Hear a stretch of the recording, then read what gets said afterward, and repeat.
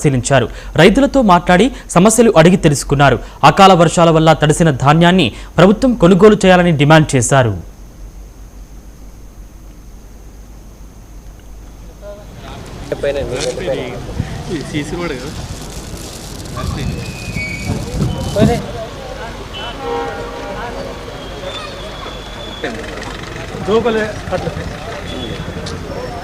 ఏది మక్కలే గిట్టు ఉన్నాయి మక్కలే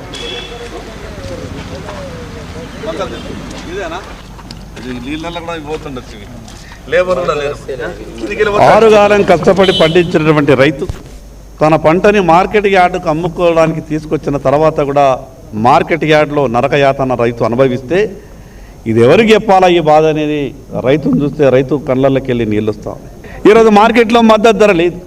ప్రభుత్వానికి కష్టాలు ఉండిండొచ్చు, కానీ ప్రభుత్వ కష్టాలు రైతుకు చెప్తే రైతు ప్రభుత్వ కష్టాలు తీర్చలేడు. ఈరోజు రైతుల కష్టాలే ప్రభుత్వం తీర్చాలి.